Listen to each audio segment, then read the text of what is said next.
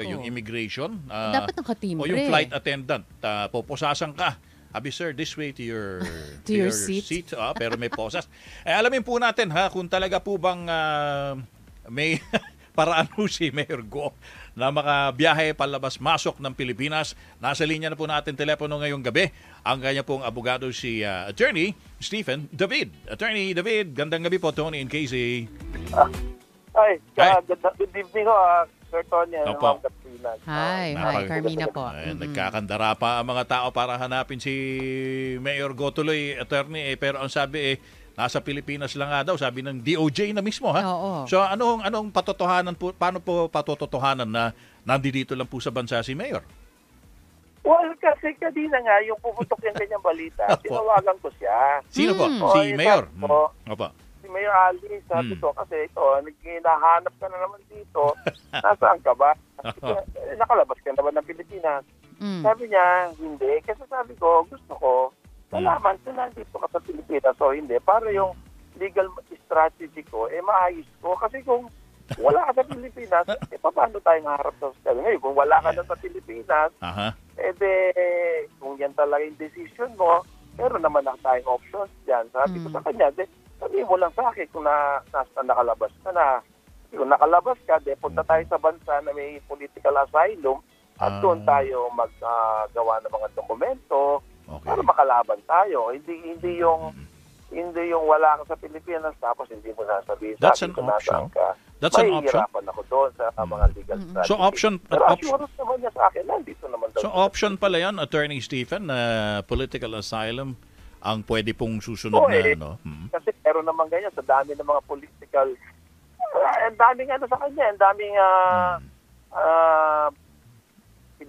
Charges. binabato sa kanya. Yung mga charges. Diba? So, Oo. base naman yan. No? Attorney David, Marami namang bansa na mayroong extradition agreement. Walang extradition agreement. Attorney David, nag-usap tayo last week, hindi ba? Sabi niyo sa akin, nandito siya. So totoo 'yon. Yun, sabi niya sa oo. Anong patotoo niyo po na nandito siya last week at nandito siya Kasi ngayon? yung affidavit niya sa DOJ, Yeah. sinumpaan niya sa Notary Public ng Pilipinas. Kung ako kasi, abogado ako, alam mo namang controversial yung case na yan ni Mayor Alice. Halangan naman magpirma ka ng isang dokumento, papatunayan mo nasa Pilipinas siya. Kung wala siya, kasi pwede ka Madisbar. pwede ka madisiplina na Supreme Court. Kaya itataya mo ba yung pinag-aralan mo na ilang taon dahil lang sa isang firma na yan? Yung situation ni Mayor Alice, ganyan ka-complicated. Wala akong alam na abogado nagagawa ng ganyang hindi totoo. So ako, naniniwala ko dyan. Anong pangalan? May kasama ba siya? Humarap. May kasama ba siya from your law firm? Nung nagpanotaryo, Kay humarap? Attorney Galicia ba yun? Kay Galicia? Oo. Hindi ko kilala yung lawyer na yun kasi notary public yan. Oo. So you just relied on, napanotaryo ko na. Ganon. Sinabi ni Mayor. Sinabi ni Mayor sa inyo. Legal documents yan, ma'am. Oo. Siyempre, public documents yan. Hindi pwede hindi tayo mag-rely. Lahat tayo dyan. Sure. Magre-rely tayo dyan. So ngayon po, nandito siya. As we speak. Sabi niya sa akin, nandito siya. Tapos ang immigration din naman, sabi nila. Walang record na lumabas siya. Wala namang sila na-intercept ng Alice Go sa airport. Actually, sa ngayon ho ba, Attorney David, meron ho bang HDO, Whole Departure Order, or Lookout bulletin. Immigration Lookout Bulletin Order para kay Mayor Go?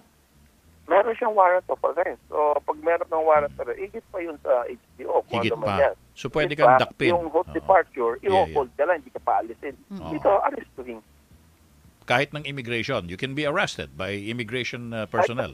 Mga police yan Hindi, may police tayo. Police dapat. dapat. Turn over ng immigration sa airport Timbre. police. Okay, sige. So, kung talagang in the normal course of siguro of duties sa airport man o kung saan man siya pwedeng dumaan to leave the country, dapat arestuhin po siya. Tama, no, attorney? Oo, kasi tapos arestuhin siya ng airport police or police kung sino man. Dadalhin siya sa Senado. Yes. Doon siya dadalhin para magsalita siya doon as a resource person. Pagkatapos niya magsalita doon, wala na, laya na siya. So, ganun lang naman kadali yung kanyang sitwasyon. Kaya lang, hindi ko alam bakit Hindi pa siya humaharap. Sabi niya kasi sa akin yung timing pa na yan. Tagal na nga, di ba? Attorney David, kanina po kasi narinig natin si Senator Sherwin Gatchalian. Tila bagang sinasabi niya na parang labas-pasok itong si Alice Go sa Pilipinas. Meron ho bang ganon? Alam niyo ho ba kung nakakalabas-pasok siya dito sa Pilipinas? Wala akong alam na labas-pasok siya sa Pilipinas. Pero masyado naman degrading sa Bureau of Immigration natin. Kung sasabihin natin na baliwala ang ating security ng airport na nakakalabas-masok sila, no? Ako naniniwala ko sa integridad ng immigration na kaya nilang iprotektahan ng ating mga port. Sure. At saka madali lang siguro dahil kung talaga pong may ulat na nakapunta ng Singapore or ng Malaysia si Mayor Alice, hindi ho ba't dapat magsalita rin yung mga otoridad dun sa dalawang bansa na yun kung may record sila na nakapasok siya through their airport, di ho ba? Kaya nga, siyempre meron naman tayong Interpol, di ba? Interpol. So, pwede naman yun. Opo. Lalo na kung Asian countries yan, I'm sure meron tayong internal arrangement yan kung may mga ganyan tao, sitwasyon. Yes. Teka muna, so nag-usap kayo, di ba? Tinawagan mo. Sabi mo, oy, pinaghahanap ka na naman. Oo, sabi. Di ba? Ano sabi? Ano sabi niya? Sabi niya, dito lang siya. Actually nga, pinag-uusapan namin dito, kailan ka ba talaga haharap? Kasi ito nga, sabi ko, ito, pag gumarap ka sa Senate, tapos hindi ka naman ikukulong eh. Kaya ka lang naman ina-arresto kasi nga para mag-testify, mag-resource person ka doon. Sa kanilang investigasyon. Pagkatapos mo magsalita, tapos na. Ano sabi niya?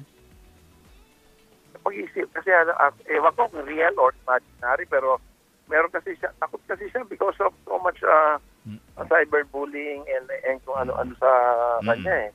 So, hindi ko alam kung talagang meron ganon, pero siya, yung state of mind niya, natatakot siya. Okay.